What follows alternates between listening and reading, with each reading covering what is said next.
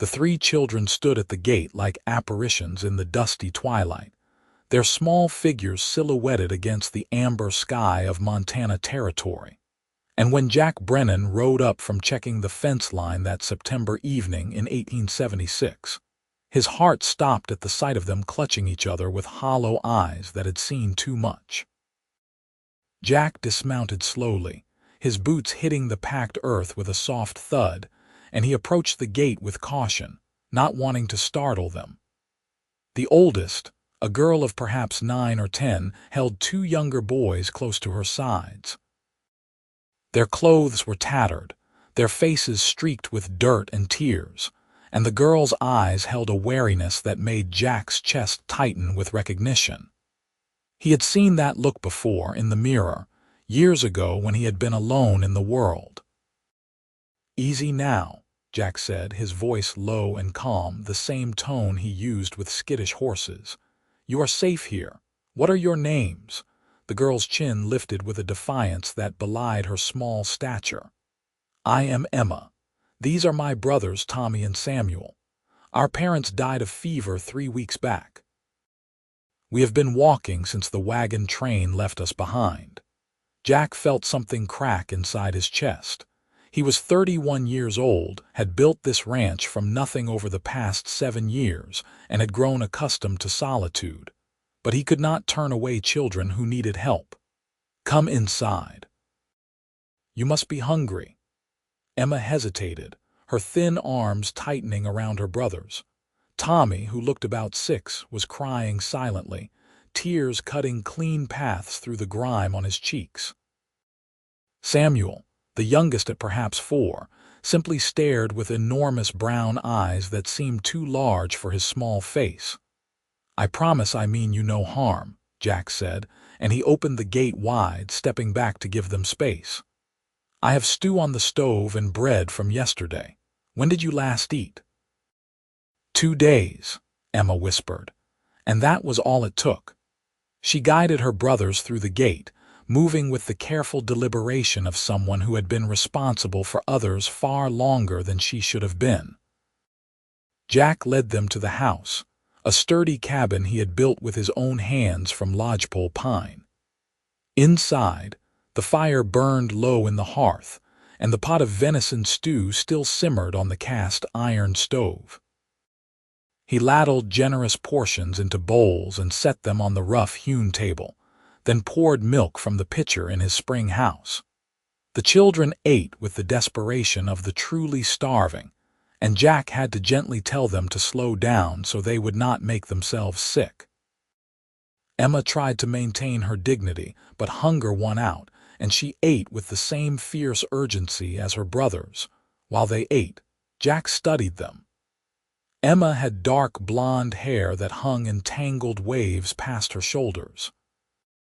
Her face would be pretty once it was clean, with delicate features and intelligent green eyes. Tommy had the same coloring, but with a smattering of freckles across his nose. Samuel was darker, with brown hair and those striking brown eyes, and Jack wondered if he might have been adopted into the family, or if he simply favored a different relative. "Where were you heading?" Jack asked when they had slowed their eating. "Oregon," Emma said, wiping her mouth with the back of her hand. "But the wagon master said we would slow them down without parents to manage a wagon. He left us at a trading post 40 miles east. The man there said he would take us to an orphanage, but he looked at us in a way that frightened me, so we ran." Jack's jaw tightened. He knew exactly what kind of man would look at children that way, and he was glad Emma had trusted her instincts. "You are safe here. You can stay until we figure out what to do." Emma's eyes filled with tears, but she blinked them back with fierce determination. "We can work. I can cook and clean. Tommy is good with animals, and Samuel is learning. We will talk about it tomorrow," Jack said gently. "Tonight, you need baths and sleep. I will heat water." He pumped water from the well and heated it in the large kettle, then set up a washing area behind a blanket he hung for privacy. He found clean shirts that would serve as night clothes for them, and tried not to think about how small they were, how fragile. When they were clean and dressed in his oversized shirts, he gave them his bed and made himself a pallet by the fire. "Thank you," Emma whispered from the darkness of the bedroom. "You are a good man." Jack stared at the ceiling beams and wondered what he had gotten himself into. He was a rancher, not a father. He knew cattle and horses, branding and fence mending. He knew nothing about children. But he could not turn them away, could not send them back into a world that had already been too cruel. The next morning, Jack woke to the smell of coffee and found Emma standing on a chair at the stove, carefully tending the pot. She had put on her dress, which was clean but badly worn, and had braided her hair back from her face. "You did not have to do that," Jack said, though he was grateful for the coffee. "I said we would work," Emma replied with quiet dignity. "I meant it." Tommy and Samuel emerged from the bedroom, Tommy carrying his little brother carefully. They looked better after a night of sleep and full bellies, though they were still painfully thin. Jack made breakfast, thick slices of bacon and cornmeal mush with molasses, and the children ate with better manners now that the worst of their hunger was satisfied. As they ate, Jack considered his options. He could take them to the town of Silver Creek, 15 miles south, and see if anyone would take them in. But he knew how that would go. Emma was old enough to be useful as a servant, and some family might take her, but they would likely separate the children. Tommy and Samuel would end up in an orphanage or worse. "I will make you a deal," Jack said slowly, the decision forming as he spoke. "You can stay here and help me run the ranch. Emma, you can manage the house and the garden. Tommy, you can help me with the animals. Samuel, you are young yet, but you can gather eggs and do small chores. In exchange, you get room, board, and I will make sure you get schooling." Emma's eyes widened. "You would let us stay, if you want to," Jack said. "I know I am a stranger, but I give you my word I will treat you fairly and keep you safe." Emma looked at her brothers, then back at Jack. He could see the calculation in her eyes, weighing the risks, considering the alternatives. Finally, she nodded. "We would like to stay." "Good," Jack said, and he felt a flutter of something in his chest that might have been hope or terror. "Then we had better get you some proper clothes." That afternoon, Jack hitched his wagon and drove the children into Silver Creek. The town was small but prosperous, with a main street lined with businesses serving the ranchers and miners in the area. There was a general store, a blacksmith, a saloon, a hotel, a doctor's office, and a small white church with a schoolhouse beside it. Jack took the children to the general store, where he bought them each 2 sets of clothes, sturdy boots, and winter coats. The storekeeper, a round man named Henderson, raised his eyebrows at the sight of Jack Brennan buying children's clothes, but had the good sense not to ask questions. As they left the store, arms full of packages, a woman's voice called out, "Mr. Brennan." Jack turned to see a young woman approaching from the direction of the schoolhouse. She was perhaps 24 or 25, with auburn hair pinned up beneath a simple bonnet and gray eyes that were both intelligent and kind. She wore a practical navy dress with a white collar, and she carried a stack of books against her chest. "Miss Clayton," Jack said, nodding respectfully. He knew her by reputation, the new schoolteacher who had arrived in Silver Creek 6 months ago from Boston, determined to bring education to the frontier. He had seen her in town on his occasional supply runs, but had never had reason to speak with her. "I could not help but notice the children," Miss Clayton said, her gaze taking in Emma, Tommy, and Samuel with obvious concern. "Are they yours?" "They are now," Jack said, the words coming out more firmly than he had expected. "They are orphans. They came to my gate 3 nights ago, and I have taken them in." Miss Clayton's expression softened. "How wonderful! Then I hope to see them in school. We start at 8 o'clock each morning." Emma stepped forward, her chin lifted with that same stubborn pride.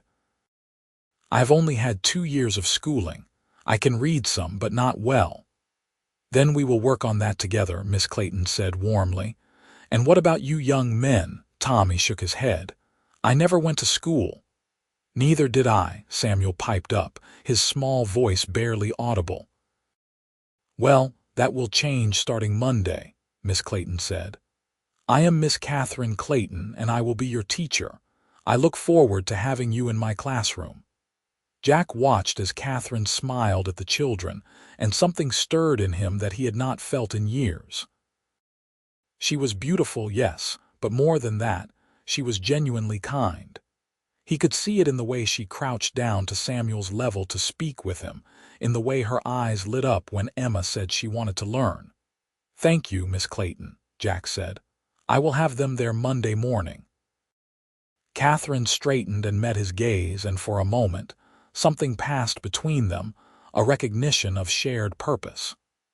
"It is a good thing you are doing, Mr. Brennan. These children are fortunate to have found you." "I am the fortunate one," Jack said, and he was surprised to find he meant it. They parted ways, Jack loading the children and their packages into the wagon, and Catherine returning to the schoolhouse with her books. But as Jack drove back to the ranch, he found his thoughts returning again and again to the schoolteacher with the kind gray eyes. The weekend passed in a flurry of activity. Jack set up a better sleeping arrangement, building a partition in the main room to create a separate space for Emma, while the boys continued to share the bedroom. Emma threw herself into managing the house with fierce determination, cleaning and organizing, learning where Jack kept things and how he liked his meals prepared. Tommy followed Jack everywhere, eager to learn about the horses and cattle, his small hands surprisingly capable with the animals. Even little Samuel helped, collecting eggs from the chickens and feeding the barn cats. Jack found himself adjusting to their presence more easily than he had expected. The house felt less empty with their voices filling it, and there was something deeply satisfying about teaching Tommy how to brush down a horse or watching Emma's face light up when she successfully baked her first loaf of bread in his oven. Monday morning came too quickly. Jack had the children up early, made sure they ate a good breakfast, and drove them into town in the wagon. The schoolhouse was a simple building, but Catherine had made it welcoming, with wildflowers in a jar on the desk and children's drawings pinned to the walls. Catherine greeted them at the door, looking crisp and professional in a gray dress with her hair neatly arranged. "Good morning. Welcome to your first day." Emma clutched her new slate and chalk nervously. Tommy hid behind Jack's leg. Samuel simply stared at everything with wide eyes. "They will do fine," Jack assured Catherine, though he was not sure if he was trying to convince her or himself. "Of course they will," Catherine said confidently. She held out her hand to Samuel. "Come, let me show you where you will sit." Jack watched as Catherine gently guided the children into the classroom, introducing them to the other students, showing them their seats. There were about 15 children in total, ranging from 5 to 14, the sons and daughters of local ranchers and townspeople. "Mr. Brennan," Catherine said, coming back to the door. "Might I have a word?" Jack's heart sank. Had she changed her mind about teaching them? "Of course." Catherine stepped outside, closing the door behind her. "I wanted to ask if you would mind if I came by your ranch this afternoon after school. I would like to assess the children's educational levels so I can prepare appropriate lessons for them."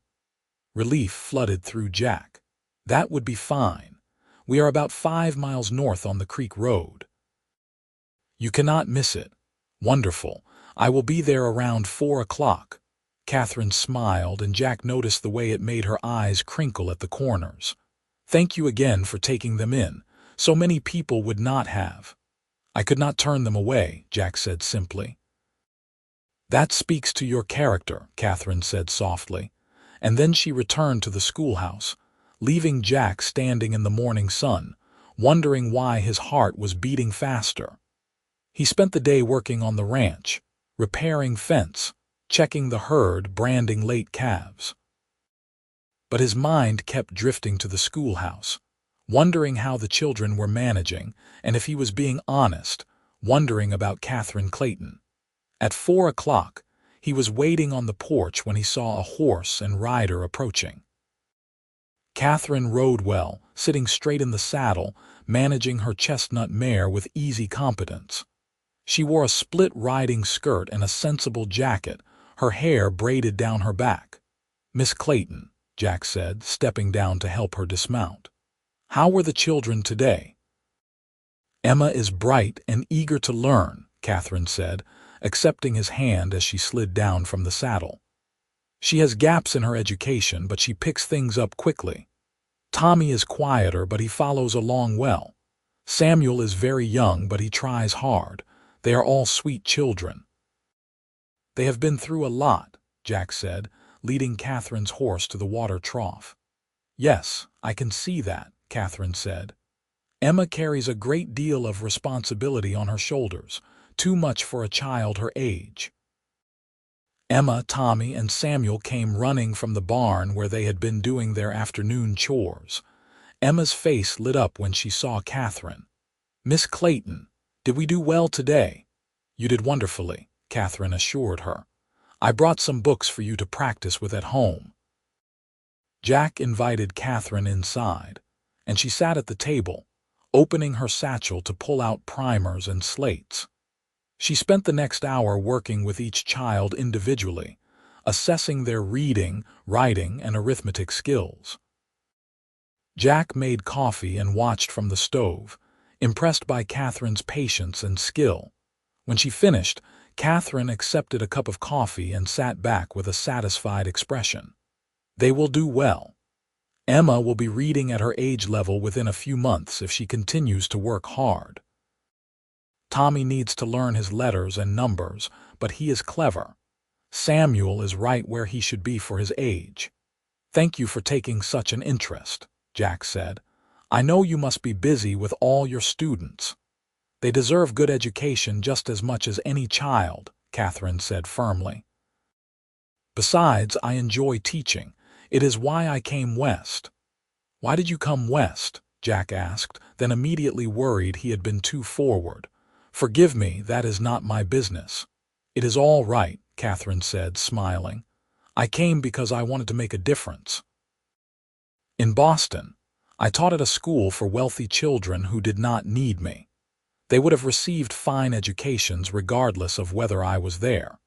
Here, education can change lives. It can give children opportunities they would not otherwise have." Jack found himself leaning forward, fascinated by her passion.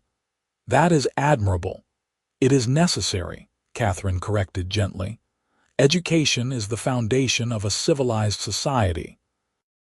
They talked as the sun sank lower, about teaching and ranching, about the challenges of life on the frontier, about books and ideas.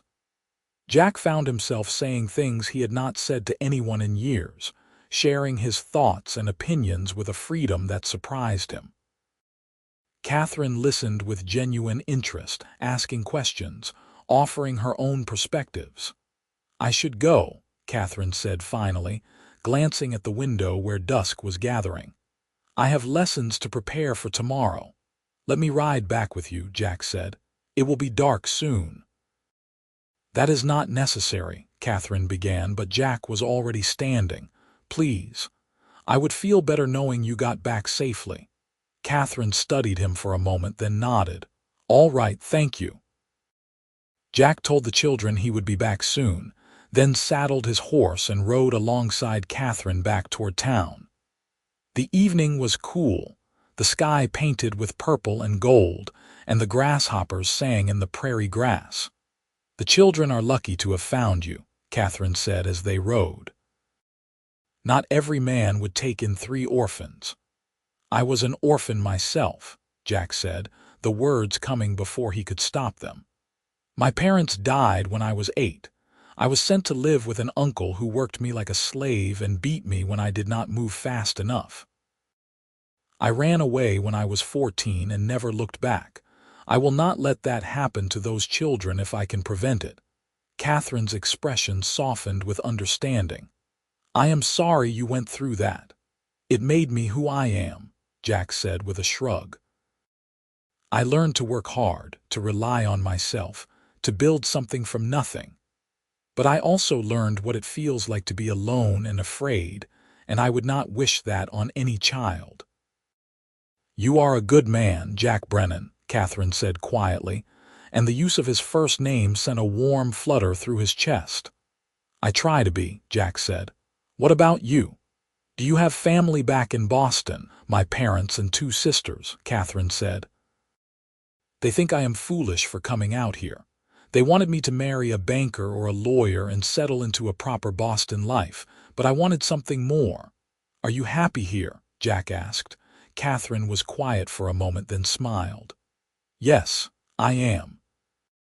Even though it is hard sometimes, even though I miss my family, I feel like I am doing something important. That matters to me." They reached the edge of town, and Jack escorted Catherine to the small house she rented near the schoolhouse. As she dismounted, she turned to him with a thoughtful expression. "Would you mind if I came by again this week? I would like to work with the children on their reading." "You are welcome anytime," Jack said, meaning it more than he should. "Thank you, Jack," Catherine said, and she smiled at him before going inside, leaving him sitting on his horse in the gathering darkness, feeling like something important had just shifted in his world. Over the following weeks, Catherine became a regular presence at the ranch. She came 2 or 3 times a week after school, bringing books and lessons, working with the children at the kitchen table while Jack prepared dinner. Sometimes she stayed to eat with them, sharing the simple meals of stew and bread, baked beans and cornbread, fried chicken and biscuits. Jack found himself looking forward to her visits with an anticipation that surprised him. He took to cleaning up better before she arrived, shaving more regularly, wearing his better shirts. Emma noticed and teased him gently, her eyes twinkling with mischief that made her look like the child she should be. "You like Miss Clayton," Emma said one evening as Jack combed his hair in front of the small mirror. "She is a fine teacher," Jack said, avoiding Emma's knowing gaze. "She is pretty too," Emma pressed, "and she likes you. I can tell." "That is enough," Jack said, but he could not quite suppress his smile. When Catherine arrived that evening, Jack was aware of her in a way that made his skin feel too tight. He noticed the way she tucked a stray curl behind her ear when she was concentrating, the way her laugh sounded like music, the way her hands moved gracefully as she demonstrated writing techniques to the children. After the lessons, after the children had gone to bed, Catherine lingered at the table, sipping tea and talking with Jack about everything and nothing. They discussed the coming winter, the difficulties of ranching, the progress of her students. But beneath the mundane topics, there was something else, a current of awareness that hummed between them. "I should go," Catherine said, but she made no move to stand. "It is dark," Jack said. "You could stay. Emma could share with the boys for one night and you could take her room." Catherine looked at him, and in the lamplight her eyes were luminous. "That would not be proper." "I am not suggesting anything improper," Jack said quietly, "but it is late and I worry about you riding back alone." Catherine considered, then nodded. "All right, thank you." Jack prepared Emma's small space for Catherine, giving her one of his clean shirts to sleep in and making sure she had water for washing. Then he made himself a pallet by the fire, as he had that first night when the children arrived. But sleep would not come. He lay awake, staring at the dying embers, acutely aware that Catherine was just on the other side of the thin partition. He heard the rustle of fabric as she settled in, the soft sigh as she lay down, and his imagination ran wild with thoughts he knew he should not be having. He was falling in love with her. The realization hit him like a physical blow. He, who had sworn off the complications of love and family, who had been content with his solitary life, was falling in love with a Boston schoolteacher who was everything refined and educated that he was not. The next morning, Jack woke early and made breakfast, trying to act normal as Catherine emerged from behind the partition, looking rumpled and beautiful in her dress from the day before. The children chattered happily over breakfast, and then Jack drove everyone into town, dropping the children at school and Catherine at her house. "Thank you for your hospitality," Catherine said as she climbed down from the wagon. "Thank you for staying," Jack said, and their eyes met and held for a long moment before Catherine turned and went inside. October arrived with crisp mornings and brilliant blue skies. The aspens turned gold on the mountainsides, and Jack worked long days preparing the ranch for winter, cutting hay, repairing buildings, making sure the stock would be sheltered when the snows came. The children thrived under his care and Catherine's teaching. Emma was reading chapter books now, her face glowing with pride when she finished her first complete novel. Tommy was learning his sums and writing simple sentences. Samuel could recognize all his letters and write his name. One Saturday in mid-October, Catherine arrived at the ranch with a picnic basket and a proposal. "It is too beautiful a day to stay inside. I thought we could take the children on an outing to the creek."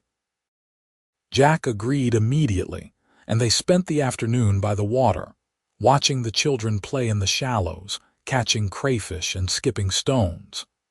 Catherine had brought fried chicken and potato salad, fresh bread and apple pie, and they ate on a blanket spread beneath the cottonwoods. "This is nice," Jack said, leaning back on his elbows watching the children splash and laugh. "They seem happy." "They are," Catherine agreed. "You have given them a good home, Jack." "We have," Jack corrected, looking at her. "I could not have done it without your help." Catherine met his gaze and something passed between them, unspoken but understood. "I care about them," she said softly, "and about you." Jack's heart hammered in his chest. "Catherine, I am just a rancher. I have little education, no refinement." "You could have any man you wanted, someone from your own world." "I do not want anyone from my world," Catherine said, her voice steady. "I want someone real, someone genuine, someone who takes in orphan children because it is the right thing to do, someone who works hard and keeps his word." "Someone like you." Jack sat up, reaching for her hand. Her fingers were slender and soft in his work-roughened palm. "I am falling in love with you. I think I have been since the day I met you." "I know," Catherine said, smiling. "I have been falling in love with you too." Jack leaned forward, giving her time to pull away, but she did not. Their lips met in a gentle kiss, sweet and full of promise. When they parted, Catherine was blushing, her eyes bright. Miss Clayton kissed Mr. Brennan. Samuel crowed from the creek, and Emma and Tommy dissolved into giggles. Jack and Catherine laughed, and Catherine called out, "Mind your own business, you three." But the children were delighted, and Emma ran up to throw her arms around both of them. "Does this mean Miss Clayton will be our mother?" Jack and Catherine looked at each other, and Jack said carefully, "We are courting, Emma. That means we are getting to know each other with the intention of marriage, but we need time." "How much time?" Tommy asked, joining them on the blanket.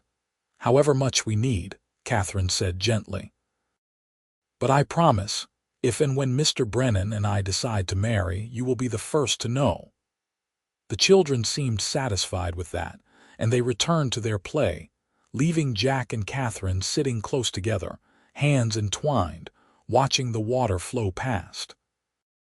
"I meant what I said," Jack murmured. "I love you." "I love you too," Catherine whispered back, and Jack felt a joy so profound it nearly took his breath away.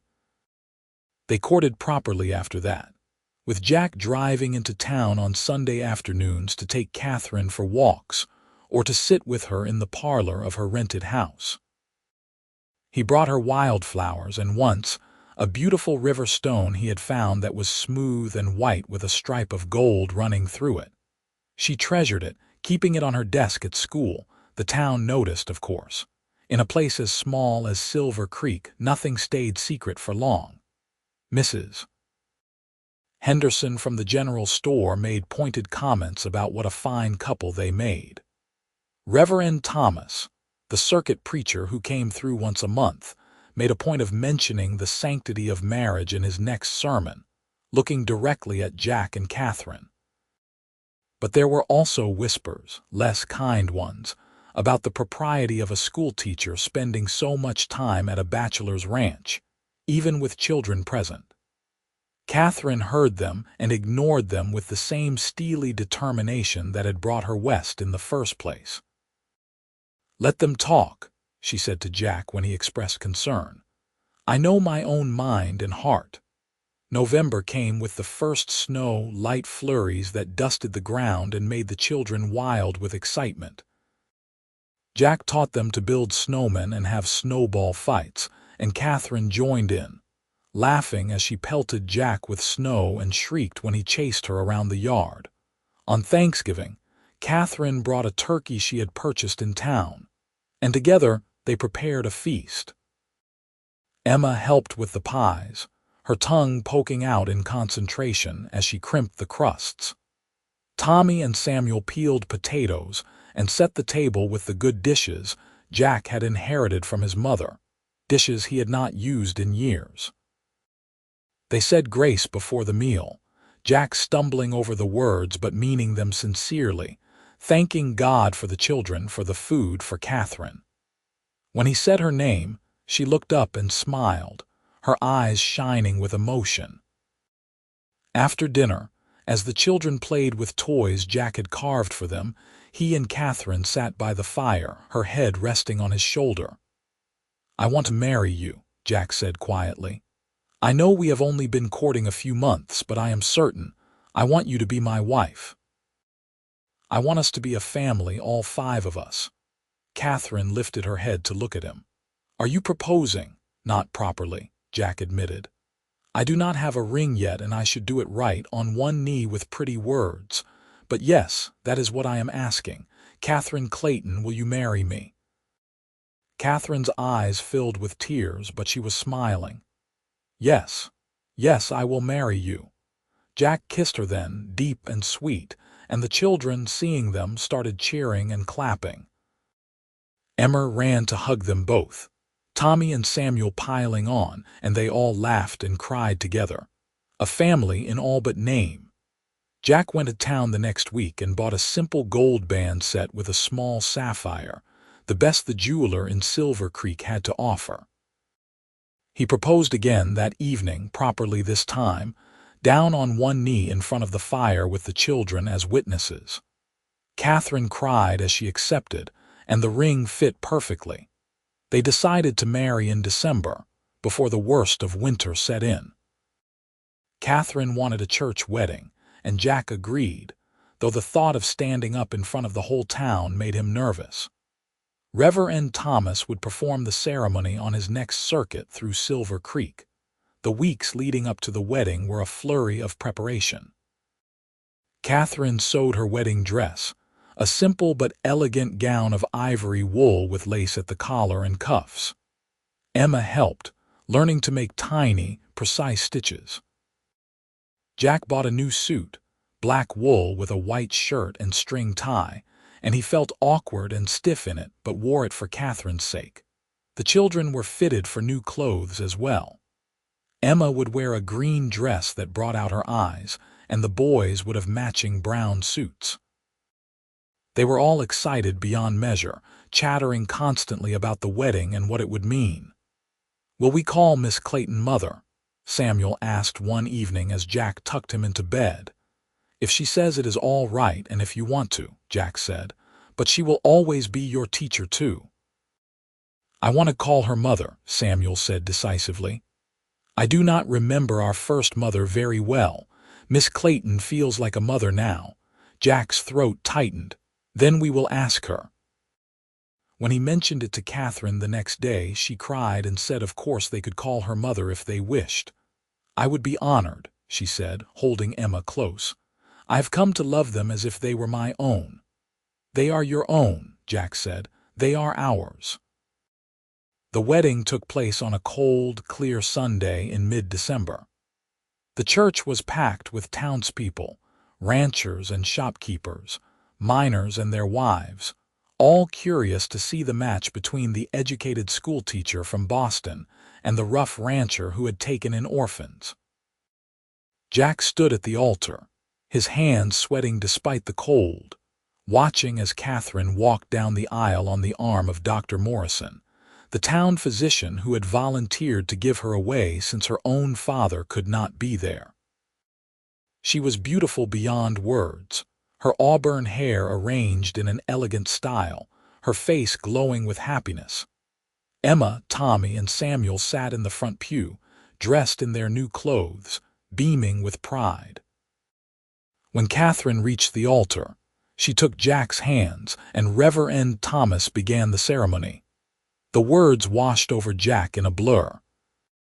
He managed to say his vows clearly, promising to love and cherish Catherine all the days of his life, and when she said her vows in return, her voice steady and sure, he felt his eyes sting with tears.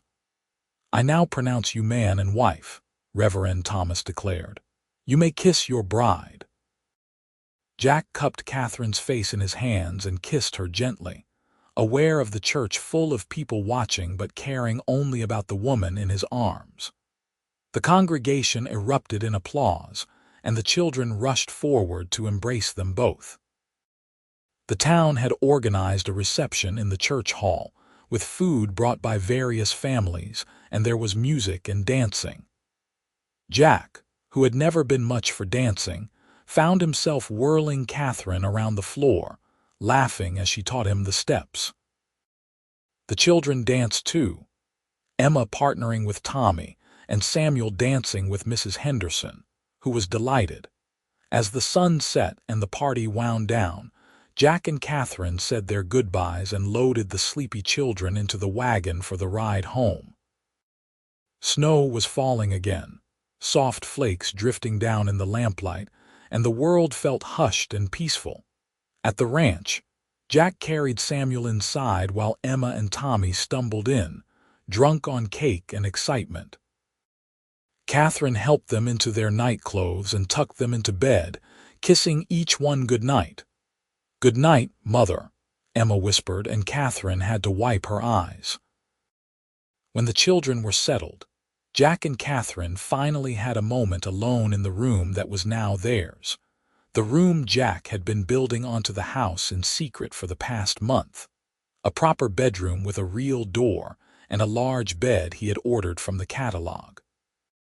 "Hello, husband," Catherine said, smiling up at him. "Hello, wife," Jack replied, pulling her close. "I love you." "I love you too," Catherine whispered against his lips, and then there was no more need for words. The winter passed in a cocoon of domestic happiness. Jack had never imagined his life could be this full, this rich. He woke each morning to Catherine in his arms and the sound of children's laughter from the next room. He worked his ranch during the day, coming in for lunch to find the table set and the house warm and welcoming. In the evenings, they gathered around the fire, the children doing lessons or playing while Jack and Catherine talked or read aloud to each other. Catherine had given up teaching when they married, as was expected, but she continued to educate the children at home, and she also started holding reading circles for the women in town, bringing culture and learning to the frontier in her own way. Emma blossomed under Catherine's care, growing more confident and self-assured. She had a gift for drawing, and Catherine encouraged it, finding her paper and pencils so she could sketch the ranch animals and the mountain views. Tommy proved to have his own talents with horses, showing a patience and intuition that impressed even Jack. Samuel was still young but showed signs of inheriting his brother's way with animals. Spring came with a rush of green growth and baby animals. The ranch prospered, Jack's careful management paying off in healthy stock and good prices. But the true richness was in the family they had built together. One evening in April, as they sat on the porch watching the children play in the twilight, Catherine took Jack's hand and placed it on her stomach. "I am with child," she said softly. "The baby should come in October."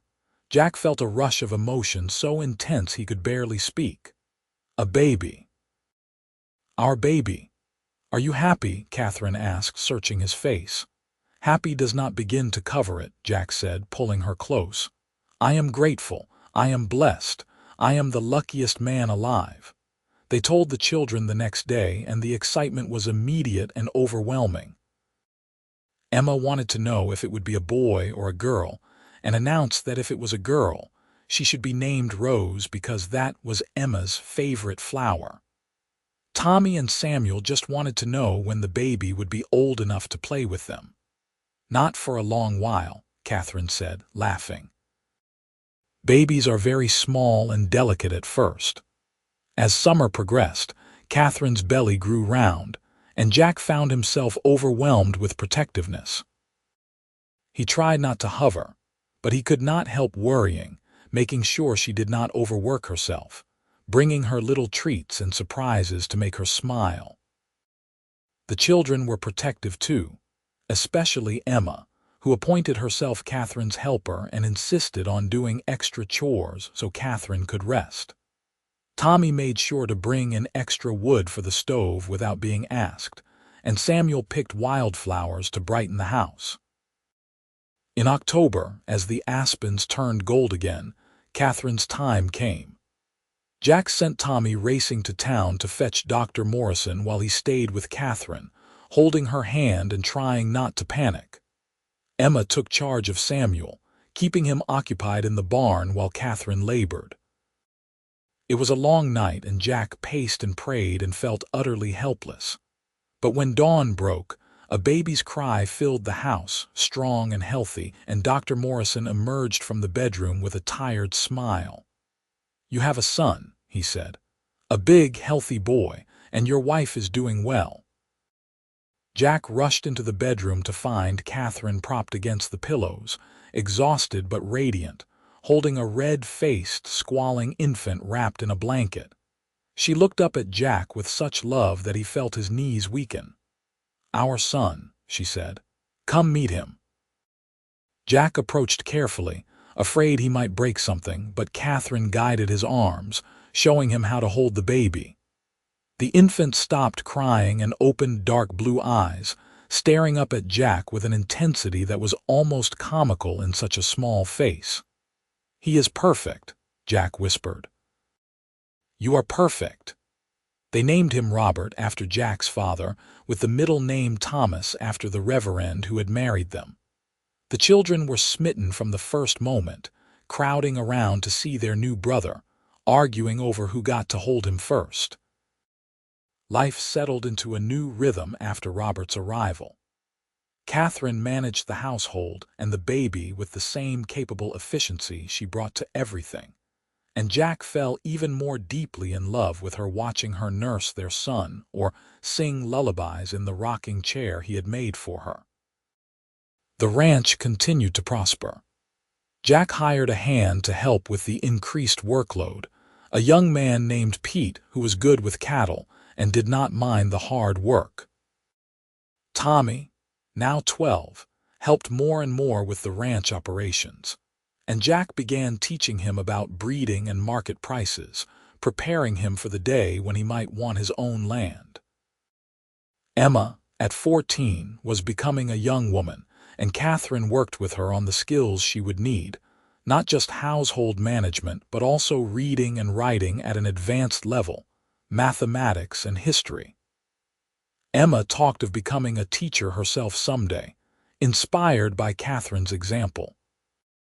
Samuel, at 9, was still the baby of the original three, and he delighted in his role as big brother to Robert, helping Catherine with the infant and making the baby laugh with his silly faces. 2 years passed in what felt like a blink. Robert grew from an infant to a sturdy toddler with his mother's gray eyes and his father's stubborn determination. He followed Tommy and Samuel everywhere, wanting to help with chores even when he was more hindrance than help. Catherine became pregnant again, and this time she carried a daughter, born in the summer of 1880. They named her Margaret after Catherine's mother, but called her Maggie from the start. She had auburn hair like her mother and Jack's blue eyes, and she was a happy, easy baby who smiled at everyone. The ranch had grown too. Jack now ran 100 head of cattle and had built a proper barn and additional outbuildings. He had hired 2 more hands, and the ranch had a reputation for quality stock and fair dealing. The money was good enough that Jack could afford small luxuries. A new parlor stove for Catherine, books for the children, toys from the catalog. But the true wealth was the family gathered around their table each night, the love that filled their home, the sense of belonging and purpose that Jack had never thought he would find. Emma turned 18 in 1881, and she did indeed become a teacher, taking over the Silver Creek School when Catherine retired to focus on her own children. Jack and Catherine attended Emma's first day, proud as any parents could be, watching as she managed her classroom with confidence and grace. Tommy was 16 now, a tall young man who could ride and rope as well as any cowhand. Jack had given him a calf to start his own herd, teaching him about building capital and planning for the future. Tommy talked about buying land adjacent to Jack's ranch someday, staying close to the family. Samuel was 13, quieter than his siblings but with a dry wit that often caught people by surprise. He had a gift for drawing like Emma, but his subjects were always animals, and he talked about being a veterinarian someday, though he was not sure how to make that happen so far from any city. Robert was 5, all energy and curiosity, and Maggie was 3, a chatterbox who followed her big brothers around asking endless questions. Catherine was pregnant again, and Jack teased her that they were going to need a bigger house. "Perhaps we are building our own town," Catherine said, laughing, her hand on her swollen belly. "The Brennan settlement." "I would not mind," Jack said, pulling her close. "Every one of them is a blessing." The baby, another boy they named Henry, arrived in the fall of 1881. He was quiet and serious from birth, studying the world with thoughtful eyes, content to watch rather than demand attention. Jack was now 44, Catherine 33, and they had built a life beyond anything Jack had dreamed possible that September evening 6 years ago when 3 orphans appeared at his gate. His ranch was prosperous, his children were healthy and happy, and his wife was the center of his world. One evening, as they sat on the porch watching the sunset, the children scattered across the yard playing some elaborate game that involved a great deal of running and shouting. Catherine leaned her head on Jack's shoulder. "You remember when I first came to the ranch?" she asked. "To assess the children's education. I remember thinking you were the most beautiful woman I had ever seen," Jack said, "and the most passionate when you talked about teaching." "I remember thinking you were a good man," Catherine said, "kind and strong and genuine. I think I started falling in love with you that very first day, though I did not realize it at the time." "I am glad you came to help," Jack said. "I am glad you never left." "I am exactly where I am meant to be," Catherine said softly. "This is my home. You are my home." Jack kissed the top of her head, watching Emma supervise the younger children, watching Tommy show Samuel some rope trick, watching Robert try to keep up with his older brothers while Maggie toddled after them all, and Henry dozed in Catherine's arms. "This is everything I never knew I wanted," Jack said. Everything I never knew I needed. You gave me that, Catherine. You and those 3 children who showed up at my gate one evening. We gave it to each other, Catherine corrected. We built this together. And they had. From that first night when Jack had opened his gate to 3 frightened orphans, through Catherine's arrival and their slow courtship, through marriage and children and the daily work of building a life on the frontier, they had created something precious and lasting. The years continued to pass, each one bringing its own joys and challenges. There was the hard winter of 1882, when they nearly lost stock to the cold, but they pulled through with the whole family working together. There was the summer Emma got married to a young rancher named William who treated her with kindness and respect, and Jack walked her down the aisle with tears in his eyes, remembering the thin, frightened girl who had stood at his gate. Tommy bought his land and started his own ranch in 1885, staying close as he had promised, building a house just 5 miles from the original Brennan ranch. Jack helped him get started, giving him stock and equipment, lending his expertise and labor. Samuel did manage to become a veterinarian, going away to school in 1886, when he was 18, the first of their children to attend university. It was hard to see him go, but they were proud, and he came home every summer to practice what he was learning, treating the stock for all the ranches in the area. Robert and Maggie and Henry grew, each with their own personalities and dreams. Robert wanted to expand the ranch, talking about breeding programs and new techniques. Maggie wanted to travel, to see the world beyond Montana, though she promised she would always come home. Henry wanted to be a writer, filling notebooks with stories and observations. Jack and Catherine had 2 more children, a daughter named Julia born in 1883, and a son named Peter born in 1886, rounding out their family at 7 children total, 3 adopted and 4 born to them, though Jack never thought of them in those terms. They were simply his children, his family, the greatest blessing of his life.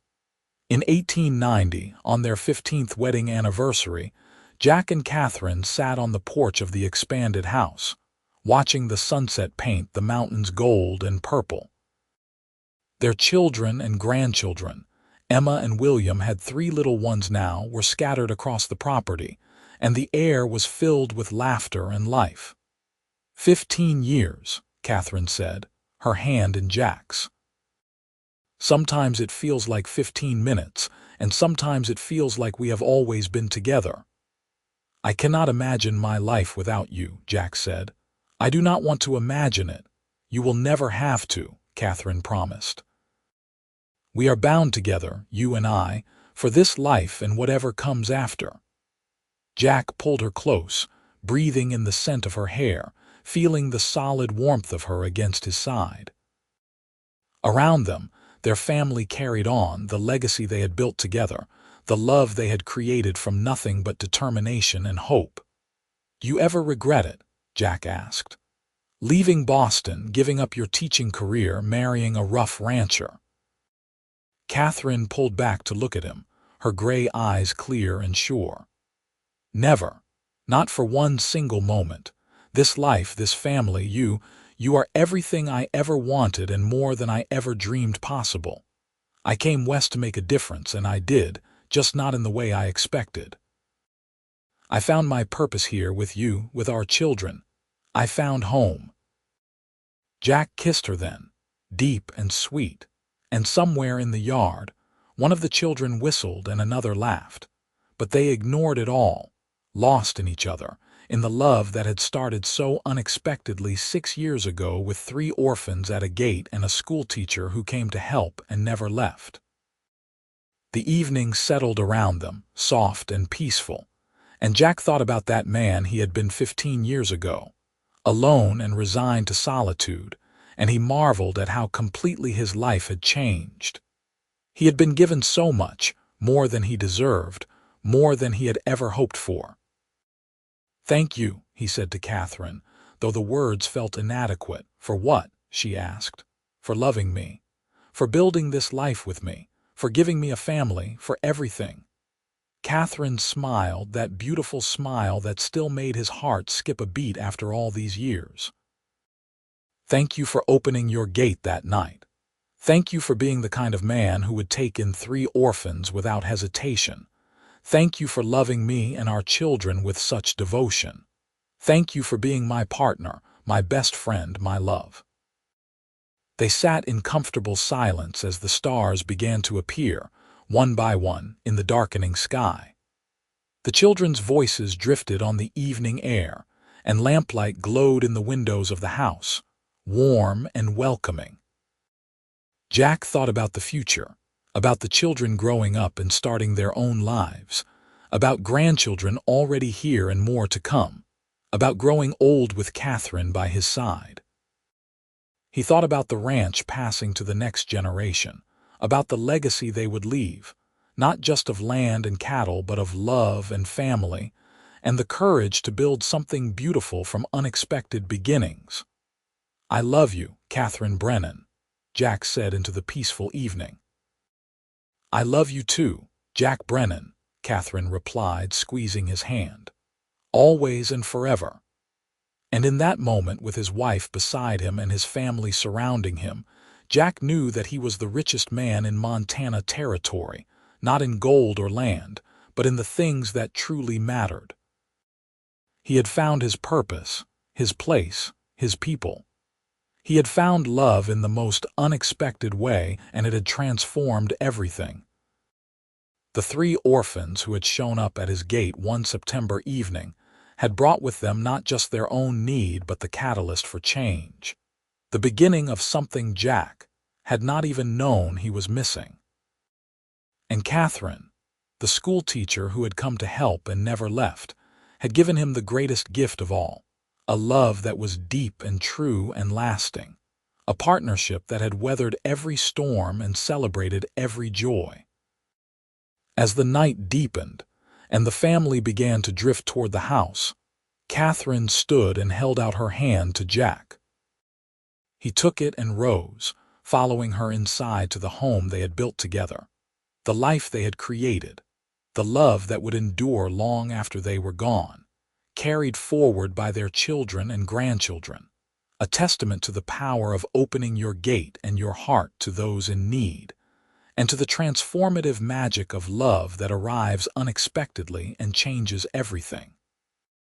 The house was warm and bright as they entered, and the children gathered for their evening routine, the younger ones needing to be tucked in, the older ones lingering to talk and laugh. Jack moved among them, giving hugs and kisses, offering advice and encouragement, being the father he had never had, giving them the security and love he had once been denied. Catherine did the same, her touch gentle, her words kind, her presence a steady anchor for them all. Together, they were a team, complementing each other's strengths, supporting each other's weaknesses, united in their purpose of raising their children to be good, strong, capable people who would go out into the world and make it better. Later, when the house was finally quiet and all the children were settled, Jack and Catherine prepared for bed in their room, the comfortable routine of 15 years of marriage guiding their movements. They talked about the day, about small concerns and future plans, about nothing and everything. In bed, Catherine curled against Jack's side, her head on his shoulder, and he wrapped his arms around her, holding her close. This was his favorite moment of every day, this peaceful intimacy, this sense of rightness that came from being exactly where he belonged with exactly who he was meant to be with. "Good night, my love," Catherine murmured, already drifting toward sleep. "Good night, my heart," Jack replied, kissing her forehead. He lay awake a little longer, listening to Catherine's breathing even out, feeling the gentle rise and fall of her chest against his side. Through the walls, he could hear the small sounds of the house settling, the creak of floorboards, the whisper of wind against the eaves, the distant sound of one of the horses nickering in the barn. These were the sounds of home, of family, of a life well lived and fully embraced. Jack closed his eyes and let gratitude wash over him. Gratitude for second chances and unexpected blessings, for orphans who appeared at gates and schoolteachers who stayed, for love that grew slowly and steadily into something unshakable.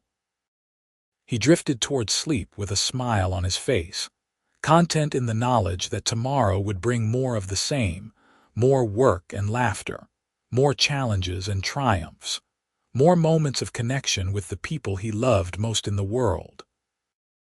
This was his life now, rich and full and infinitely precious, and he would never take it for granted, never forget how close he had come to missing it all. The years that followed brought both joy and sorrow, as all lives do. There were celebrations and hardships, births and deaths, successes and failures. But through it all, the foundation held strong, built on love and commitment, on the choice Jack and Catherine had made to open their hearts and build a family from broken pieces. Emma and William had 5 children eventually, and their ranch prospered alongside Jack's.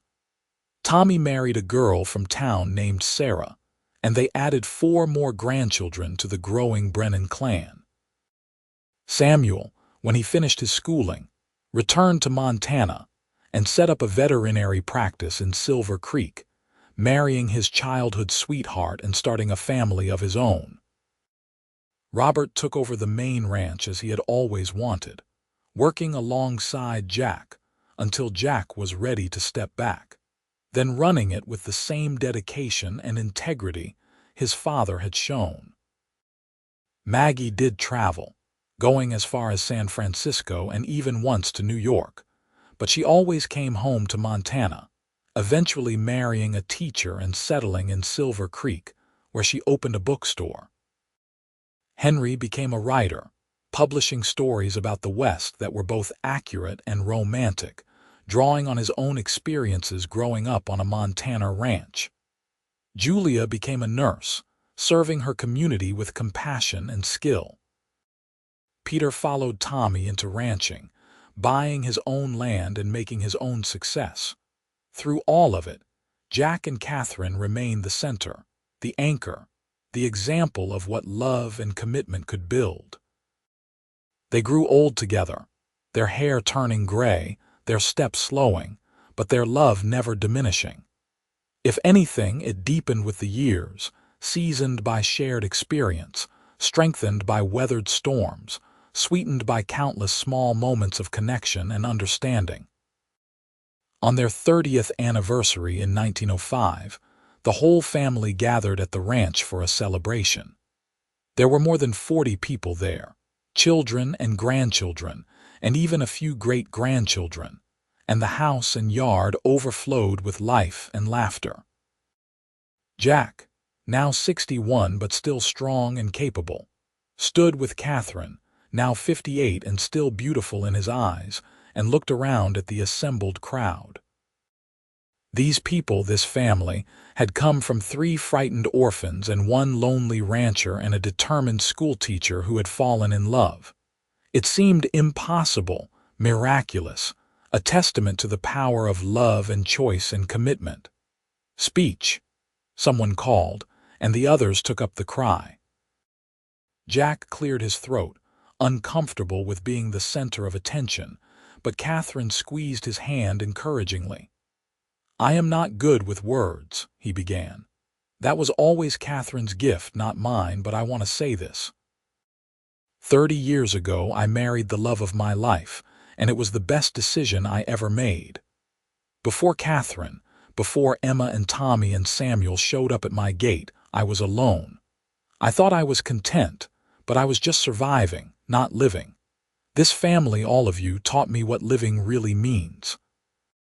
You taught me about love and sacrifice, about joy and purpose, about legacy and what we leave behind. I am grateful every day for the blessings I have been given, and I promise to continue to do my best to deserve them. Thank you all for being here, for being family, for being the proof that love can transform everything. There was not a dry eye in the crowd, and Catherine was crying openly as she hugged Jack. The celebration continued long into the night, with food and music and stories, with the younger generation hearing again the tale of how their family had begun, with 3 orphans at a gate and a schoolteacher who came to help. As the evening wound down and people began to leave, Jack and Catherine found themselves alone on the porch once more, in the same spot where they had spent so many evenings over the years. The stars were bright overhead, and the air smelled of prairie grass and pine. 30 years, Catherine said, echoing their conversation from 15 years earlier. Where did the time go? Into building this, Jack said, gesturing at the house, the land, the departing family members. Into creating something that will last long after we are gone. We did well, Catherine said with satisfaction. We took broken pieces and made something whole. You made me whole, Jack said, turning to face her. I was a broken piece when you met me, and you loved me anyway. You saw something in me worth loving, and you helped me become a better man. You were always a good man, Catherine said firmly. I just helped you see it. And you did the same for me. You helped me see that my place was not in a Boston classroom but here with you, building a family and a life. We healed each other, Jack. That is what love does. Jack pulled her into his arms, holding her close, breathing in the scent of her hair, feeling the steady beat of her heart against his chest. 30 years, and he loved her more than ever. 30 years, and he still marveled at his good fortune. 30 years, and he knew with absolute certainty that he would love her until his last breath and beyond. Forever, he whispered into her hair. I will love you forever. Forever, Catherine agreed, her arms tightening around him, in this life and whatever comes next. They stood there for a long time, 2 people who had found each other against all odds, who had built something beautiful from unpromising beginnings, who had proven that love could conquer loneliness and heal old wounds and create miracles. The years continued to pass, as years do. Jack and Catherine grew older, their children became grandparents themselves, and the Brennan family continued to grow and thrive. The ranch passed fully to Robert, who ran it with his son, Jack's grandson, ensuring the legacy would continue. Jack's health began to fail in his early 70s, his strong body finally giving in to the wear of a lifetime of hard work. Catherine nursed him with tender devotion, and their children gathered around, wanting to spend as much time as possible with the man who had given them everything. On a quiet evening in the spring of 1912, Jack lay in the bed he had shared with Catherine for nearly 4 decades. The family was there, filling the house with their presence, but giving him and Catherine privacy in their last moments together. I am not afraid, Jack said, his voice weak but steady. I have had a good life, a full life. I have no regrets. Neither do I, Catherine said, holding his hand, tears streaming down her face.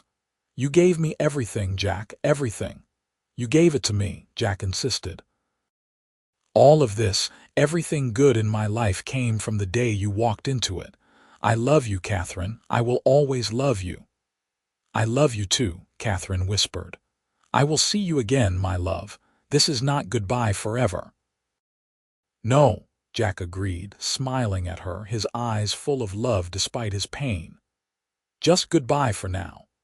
He closed his eyes then, Catherine's hand in his, and he let go peacefully, surrounded by love, leaving behind a legacy that would endure for generations.